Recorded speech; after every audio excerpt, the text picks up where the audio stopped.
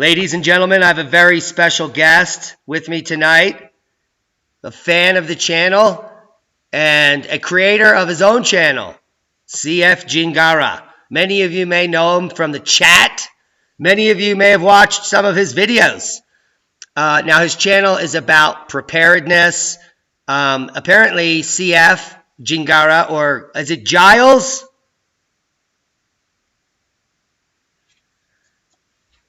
He seems to have froze up there. Well, CF Jingara well, tell us about yourself. First of all, welcome to the show. He's over in Australia, so we have a huge lag here. It's a pleasure to have you. Thanks, Diamond. Look, a little bit of background on me. I've been off-grid now for going on 7 years. I was living in a small townhouse in the city of Canberra here in Australia, and was just getting to the point where I couldn't handle having everybody living so close and around me anymore.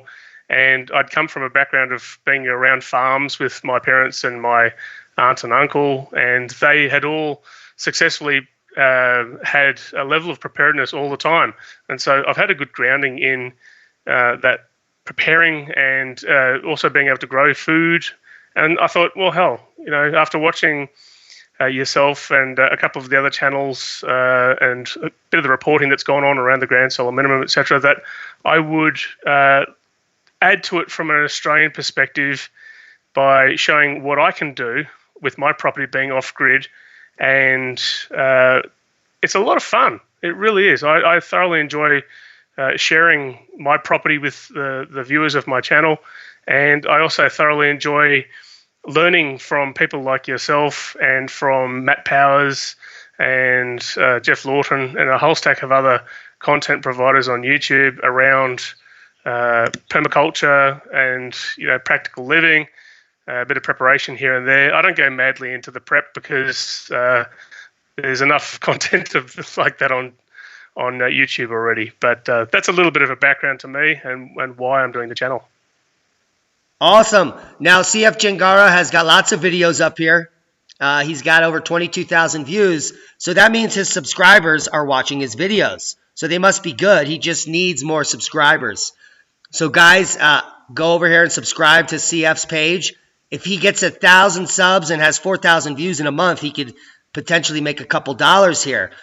Now, what do you do for a living over there to keep yourself financed for all of your off-grid escapades? Escapades indeed. Yeah, I'm an IT person, so I do a lot of data analysis, and that was one of the things that I also have done recently. Is I've built a web page to actually link up solar events and weather events here in Australia. The issue that I've got with that website, though, is that I'm lacking data. To actually buy the data from the government is expensive, and even by submitting a Freedom of Information request, they won't give it to me for free. So I've had a couple of viewers actually submit some of their rainfall charts from their farms, and that's been really handy because it's given me CF just froze up. I apologize. He is in Australia. So, CF, you froze up when you're talking about your farm and the rain charts. Yeah, okay. So the rainfall charts that I've been getting from some viewers have been really good, but I'm still lacking data to actually make that site viable. So I'll get it there one day. In the meantime, I'll put together some content from the solar perspective and actually tracking the solar events through that page. And I'll also link a whole stack of other sites like yours, David Debine's, Christian Westbrook's, GDM, things like that. So I'm going to be sharing a lot of knowledge through that single website. Yeah, well, the best way to share knowledge is in videos, because people have a short attention span and they don't like reading anymore, is what I find. Now, is your name Giles or Giles? Giles. All right, Giles. Do you mind if I call you that? All good, mate. All good. Giles also is over on Facebook here at solarminimum.net, which is probably the website is trying to develop. Is that true? That's correct. Yep. Okay, so come give him a like or friend request him over here if you like what he's doing over at his channel. A couple other things I want to talk about before we go. It's the general consensus that over in Australia, you guys are some of the most chicken-headed alarmists out there, and it has a lot to do with your government and the media. Is that a true statement, or do I have a false narrative there? No, look, the facts are that we, from a global warming perspective, tried through a form of government to go down the path of doing the carbon credit scheme, and it was government that was illegitimately elected that promised that they wouldn't do it, and then they did do it, and so there's a lot of real negative sentiment around these massive changes and going and making statements about anything to do with the climate instantly makes people just go boom, and they just go off their trolley, and so the media responds, and then it just builds and builds and builds. And so in the bushfires in the last week, we've had politicians swearing and fighting at each other from other sides of the country, and you just sit back and you go and you look outside and you go, no, it's still not hot enough yet. So, there's a lot of false narrative reporting going on, and what I try and do is I try and balance out a lot of the heat in the conversations and try and show facts.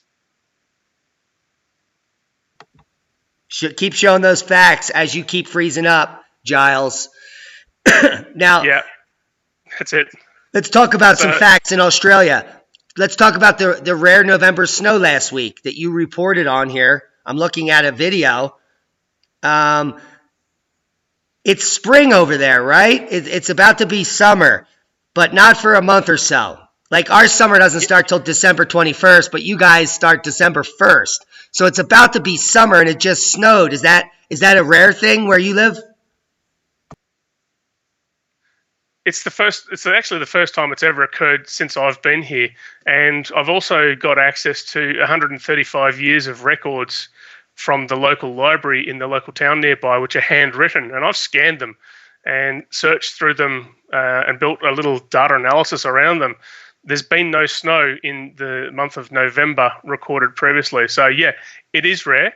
And the reality is it destroyed a really high percentage of all of those soft new vegetables that I'd planted the week before. So my garden's taken a hit. I've had to do a lot of extra work to bring it back and feed it up. But, I'm a resilient bugger and I'll make it happen. Yeah, we're used to that here in the mountains. We lose everything all the time and then we just replant it. But these are lessons to be learned as the climate shifts erratically. The next decade or so is going to be anyone's guess. The ups and downs, the droughts, the cold, the bizarre growing seasons. And then if we get some volcanic activity, it could get cold very quick. So it's a pleasure interviewing you. Do you have any questions for me? And for those of you that are out there, check out CF Jingara's page, especially if you're in Australia. If you're in Australia and you don't subscribe to him, I don't know what you're doing. Thank you, Diamond. I think I've asked you a few questions online and you always answer them. So I don't have anything fresh in mind at the moment, but it's always a pleasure having some communication with you, mate. And I really do enjoy your content too.